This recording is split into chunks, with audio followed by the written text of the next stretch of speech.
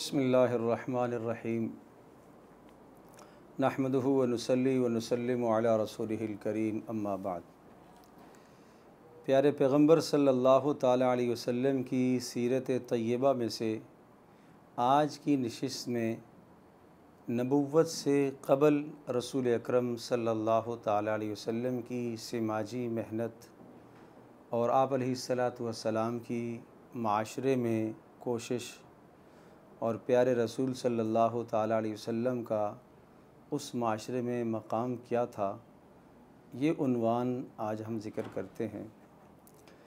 एक बात तो ये ज़हन नशीन करने की है कि रसूल अकरम सल्लल्लाहु ताला अलैहि वसल्लम भी और रसूल अकरम सल्लल्लाहु ताला अलैहि वसल्लम के अलावा जितने भी अम्बिया अलैहिमुस्सलातु वस्सलाम इस दुनिया में तशरीफ़ लाए, सब के सब नबुव्वत से पहले भी और नबुव्वत के बाद भी तमाम के तमाम गुनाहों से, सगायर से, कबायर से मासूम महफूज होते हैं।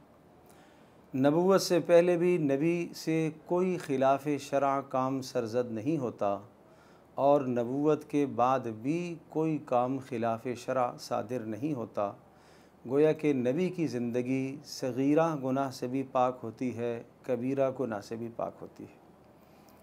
इमाम गज़ाली रहमतुल्लाह अलैह ने इस अक़ीदे को बड़ी अहमियत के साथ अस्मत अम्बिया के अक़ीदे को ज़िक्र फरमाया और इरशाद फरमाया कि अगर नबुव्वत के मुताल्लिक़ अस्मत का अक़ीदा और कि नबी गुनाहों से मासूम होते हैं, अगर ये अक़ीदा न रखा जाए तो पूरे के पूरे दीन की और नबी जो शरीयत लेके आता है उस शरीयत की इमारत ही और उसकी बुनियाद ही कच्ची है। क्यों? एक मिनट के लिए अगर मान लिया जाता है कि नबी गुनाह से मासूम नहीं है, तो फिर क्या है? जब नबी गुनाह से मासूम नहीं है तो फिर नबी की ज़िंदगी में झूठ के सादिर होने का एहतमाल है। जब झूठ के सादिर होने का एहतमाल है तो जो नबी ने बात कही है उस बात पर क्या ज़मानत है कि वो बात दुरुस्त है? फिर नबी की पेश की हुई हर बात के मुताल्लिक़ ये शुबहा हो सकता है कि शायद ये सच ना हो, माअज़ल्लाह सुम्मा माअज़ल्लाह। इसलिए इरशाद फरमाया कि अक़ली तौर पर अक़ल भी इस बात की मुतक़ाज़ी है कि नबी को गुनाहों से मासूम होना चाहिए। नबी को हर किस्म के सगीरे, हर किस्म के कबीरे गुनाह से मासूम होना चाहिए। मासूम अनिल ख़ता है। इसलिए तमाम के तमाम अम्बिया अलैहिमुस्सलातु वस्सलाम के मुताल्लिक़ ये इजमाई अक़ीदा है कि तमाम अम्बिया गुनाहों से मासूम हैं। नंबर 2, तमाम के तमाम अम्बिया अमानतदार हैं। नंबर 3, तमाम के तमाम अम्बिया इस दुनिया से कामयाब गए हैं। अगर जिस नबी पर ईमान लाने वाला एक आदमी भी नहीं है, वो नबी भी इस दुनिया से कामयाब गया है। किसी नबी के मुताल्लिक़ माअज़ल्लाह सुम्मा माअज़ल्लाह अदना से अदना नाकामी का तसव्वुर करना या अमानत में कमी और कोताही का तसव्वुर करना कि उसने जो अल्लाह के पैगामात मखलूक़ तक पहुँचाए हैं उसमें अदना ज़र्रा बराबर भी कमी और कोताही का तसव्वुर करना, ये ईमान से हाथ धो बैठना है। इसलिए इजमाई और मुत्तफ़क़ अलैह अक़ीदा ये हो गया कि तमाम के तमाम अम्बिया गुनाहों से मासूम हैं। इसी तरह से रसूल अकरम सल्लल्लाहु ताला अलैहि वसल्लम की प्यारी ज़िंदगी 40 साल जो नबूवत से पहले की ज़िंदगी है, हर किस्म के गुनाहों से आप मासूम हैं। यहाँ तक कि ऐसा मौका भी आया कि रसूल अकरम सल्लल्लाहु ताला अलैहि वसल्लम एक मजलिस में शरीक हुए और एक कोई शादी की तकरीब में आप शरीक हुए और उसमें जब कोई मौसीकी का दौर चलने लगा तो अल्लाह पाक ने मोहम्मद रसूलुल्लाह सल्लल्लाहु ताला अलैहि वसल्लम पर ऐसी नींद तारी कर दी कि रसूल अकरम सल्लल्लाहु ताला अलैहि वसल्लम ने उस मजलिस में कोई शय नहीं सुनी। और ये रसूल अकरम सल्लल्लाहु अलैहि वसल्लम का बचपना था। आप अपने चचा के साथ इस तरह की किसी तकरीब में गए तो ज़ाहिर सी बात है कि इस कदर अल्लाह तबारक तआला की हिफाजत का निज़ाम नबी के साथ होता है, इसलिए कि नबी ने कल कौम के सामने अपने किरदार को, अपने अखलाक को, अपनी सिफ़ात को पेश करना होता है, तो ताकि कल कोई कदगन न लगा सके, कोई ये न कह सके कि नबी की ज़िंदगी का फ़लाँ हिस्सा वो गुनाह से महफूज नहीं है, मासूम नहीं है। इसलिए अल्लाह तबारक तआला ने रसूल अकरम सल्लल्लाहु तआला अलैहि वसल्लम और तमाम के तमाम अम्बिया को गुनाहों से मासूम बनाया है। दूसरी बात ये ज़हन नशीन करने की है कि रसूल अकरम सल्लल्लाहु ताला अलैहि वसल्लम जिस माहौल और माशरे में रहते थे, वहाँ बुत परस्ती भी आम थी, वहाँ शराब नोशी भी आम थी, वहाँ क़त्ल व गारत का भी वजूद था, जिसकी तफसील मुक़द्दमे में हम अर्ज़ कर चुके हैं। और इसी तरह से और बेशुमार गुनाह थे, लेकिन रसूल अकरम सल्लल्लाहु ताला अलैहि वसल्लम ने उन गुनाहों में से कभी भी किसी गुनाह में हिस्सा नहीं लिया, किसी भी इस किस्म के अमल में हिस्सा नहीं लिया। और बेशुमार प्यारे रसूल सल्लल्लाहु अलैहि वसल्लम के सहाबा किराम भी ऐसे हैं कि उनकी फ़ितरत सलीमा की वजह से वो भी इन तमाम के तमाम गुनाहों से उन्होंने अपने आप को अलग थलग रखा। जैसा कि सैयदना अबू बकर सिद्दीक़ रज़ी अल्लाह तआला अन्हु के मुताल्लिक़ आता है, कभी भी किसी शिरक में नहीं मुब्तला हुए, कभी भी शराब नोशी का तसव्वुर तक नहीं था, कभी भी क़त्ल व गारत का तसव्वुर नहीं था। गर्ज़ ये कि बहुत सारे सहाबा की ज़िंदगी में ये बात मिलेगी जिनकी फ़ितरत सलीमा थी, पाकीज़ा फ़ितरत थी। अल्लाह तबारक तआला ने उन्हें भी गुनाहों से महफूज रखा है। और तीसरी बात ये ज़हन नशीन फरमाइए कि रसूल अकरम सल्लल्लाहु ताला अलैहि वसल्लम ने बैतुल्लाह की तामीर में हिस्सा लिया। ये एक रसूल अकरम सल्लल्लाहु ताला अलैहि वसल्लम की नबुव्वत से क़बल ज़िंदगी का एक अहम और बेहतरीन और शानदार और शाहकार फ़ैसला है। वो क्या कि कुरैश ने जब ये देखा कि बैतुल्लाह को हमने तामीर करना है दोबारा से, और हज़रत सल्लल्लाहु ताला अलैहि वसल्लम के आबा व अजदाद ने, हम अर्ज़ कर चुके हैं पहले मुक़द्दमे में, क़ुसै जिनका नाम आता है, उन्होंने बैतुल्लाह को तामीर किया था। उसके बाद बैतुल्लाह की तामीर नहीं हुई थी, तो दीवारें बैतुल्लाह की बोसीदा हो गईं, दीवारों में दरारें पड़ चुकी थीं, और इसी तरह से बहुत ख़स्ता हालत में बैतुल्लाह हो चुका था। तो कुरैश मक्का ने यह चाहा कि नए सिरे से बैतुल्लाह की तामीर की जाए, मगर नए सिरे से तामीर करने के लिए उन्होंने ये तय कर लिया कि इस तामीर में सिर्फ़ उस आदमी का पैसा लगाया जाएगा जो साफ़ सुथरा पैसा होगा, हराम की आमदनी का पैसा नहीं लगाया जाएगा। वो समझते थे कि सूद को वो बुरा कहते थे। इसी तरह से चोरी चगाड़ी के ज़रिए से जो माल हासिल किया हुआ, और जो वहाँ मुरव्वज सूरतें थीं माल के नाजायज़ और हराम होने की, गो कि वो रिवाज में थीं, लेकिन इन्हें मालूम था, ज़ाहिर है हज़रत इब्राहीम अलैहिस्सलातु वस्सलाम की शरीयत में इन चीज़ों को खूब उजागर किया गया था, और वो जानते थे कि ये चीज़ें बुरी हैं, मगर माशरे में रिवाज पा चुकी थी। तो इसलिए ये तय किया कि हम बैतुल्लाह की तामीर में साफ़ सुथरी रकम लगाएंगे। जब साफ़ सुथरी रकम लगाएंगे और नए सिरे से तामीर करेंगे, और बैतुल्लाह की तामीर में दो किस्म के तसर्रुफ़ करना चाहते थे। एक ये चाहते थे कि हम इसकी इमारत को ज़रा बुलंद करेंगे और इसको ऊपर छत डालेंगे। पहले छत नहीं थी और इमारत 7 हाथ ऊंची थी, और ये ख्याल किया कि इसको हमने थोड़ा सा ऊंचा करना है, इसलिए कि हर आदमी ऊपर से दीवार फलांग कर अंदर आ सकता था, ये ताकि तहफ़्फ़ुज़ रहे। और दूसरा काम ये करना था कि बैतुल्लाह का जो दरवाज़ा है, इस दरवाज़े को हमने ज़मीन से ज़रा ऊपर करना है, और ताकि हर आदमी अंदर न दाखिल हो सके, फिर जिसको हम चाहें वो हमारी इजाज़त से अंदर दाखिल हो। तो ये दो बड़े तसर्रुफ़ इन्होंने बैतुल्लाह की इस तामीर में करने थे। चुनाचे जब इसको मुनहदम करने का इरादा किया गया, तो अब मुनहदम कौन करे? हर शख्स डर रहा था कि बैतुल्लाह को गिराना, कहीं ऐसा न हो कि हमारे ऊपर कोई आफत आ पड़े, इसलिए कि करीब में वो अबरहा का जो है वो मंज़र देख चुके थे। तो इसलिए सब ने सोचा, हर कोई आगे नहीं बढ़ रहा इसको कुदाल लगा कर तोड़े।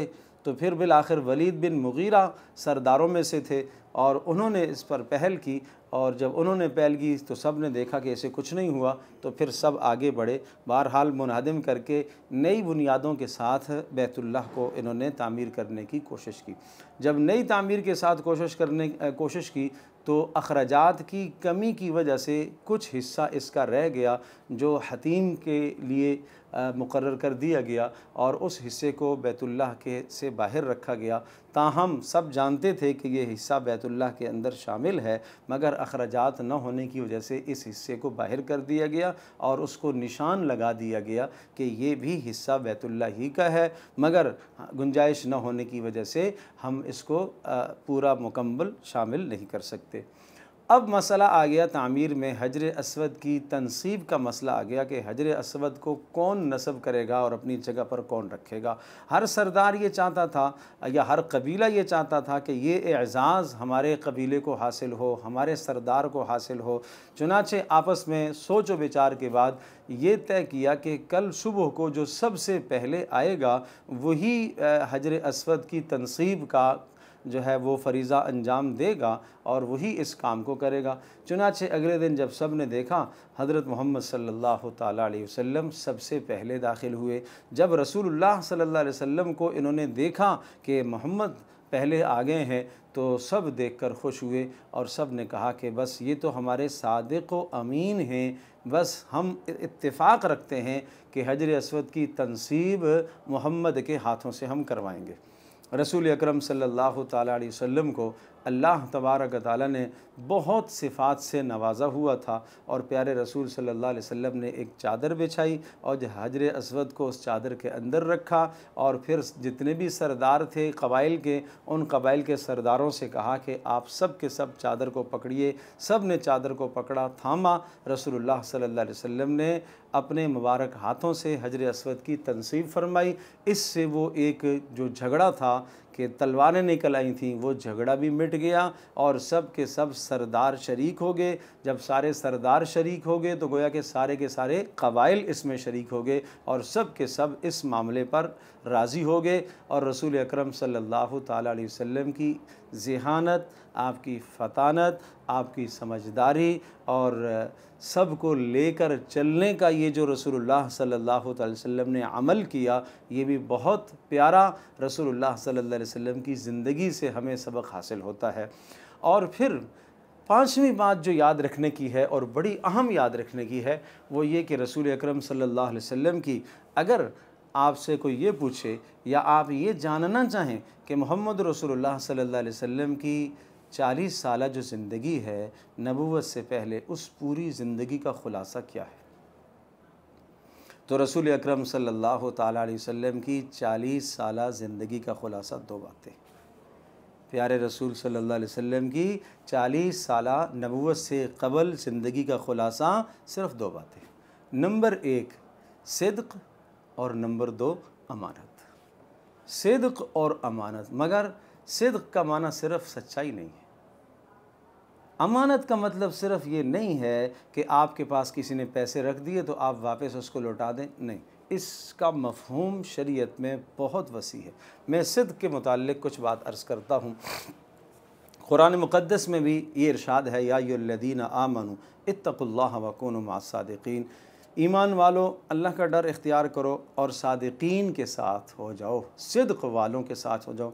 सिद्क़ के अंदर 3 बातें आती हैं।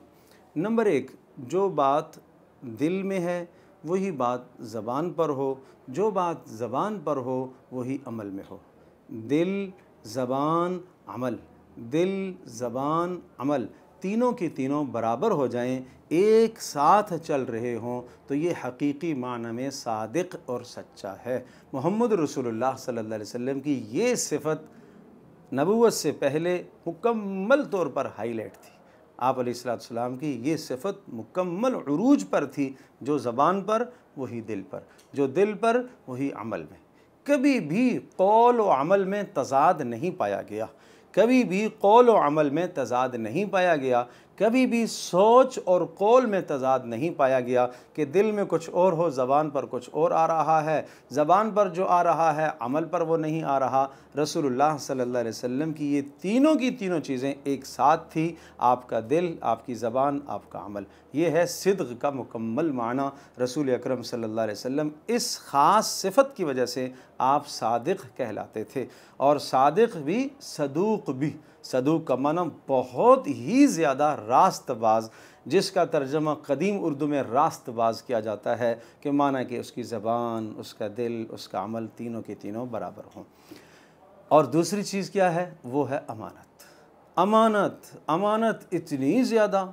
अमानत का मतलब क्या है? अमानत सिर्फ़ यही नहीं है, मैंने अर्ज़ किया कि रसूल पाक सल्लल्लाहु अलैहि वसल्लम या कोई भी आदमी आपके पास माल रखता है, आप बर वक्त पहुँचा दें तो कहें बड़ा अमानतदार आदमी है। अरे भाई, अमानत का मफ़हूम इस्लाम में तो इतना अहमियत का हामिल है। हज़रत अनस रज़ी अल्लाह तआला अन्हु इरशाद फरमाते हैं कि कभी भी कोई ऐसा खुतबा आपका नहीं है जिसमें आपने ये ना फरमाया हो, ला दीन लिमल्ला अमानत लह, उस शख्स के दीन का एतबार नहीं है जिसके यहाँ अमानत नहीं है, जिसके यहाँ अमानत नहीं है उसके दीन का एतबार नहीं है। माना ये है, इस्लाम में अमानत क्या है? अगर फ़राइज़ जो आपके ऊपर लाजिम है अल्लाह की तरफ से, इनको अदा करना भी अमानत है। वाजिबात को अदा करना भी अमानत है। गुनाह से बचना भी अमानत है। अब्दुल्लाह इब्न मसऊद रज़ी अल्लाह तआला अन्हु फरमाते हैं वज़ू भी अमानत है, और गुस्ल जनाबत सही तरह से पाक होना ये भी अमानत है। नमाज को सही अदा करना ये भी अमानत है। जिस्म के आज़ा अल्लाह ने जो इंसान को अता फ़रमाए हैं ये भी अमानत हैं।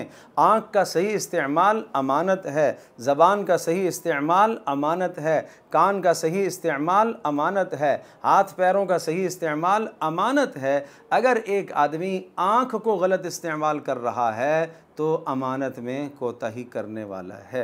अगर वो बाकी मामलात में माली एतबार से वो अमानतदार तो है, मगर पड़ोस की लाज नहीं रखता, उसकी खुशी और गमी में शरीक नहीं होता, तो अमानत में कामिल नहीं है। इसी तरह से हर चीज़ का लिहाज रखता है मगर पड़ोसियों के राज़ों का ख्याल नहीं रखता, अमानतदारी में कामिल नहीं है।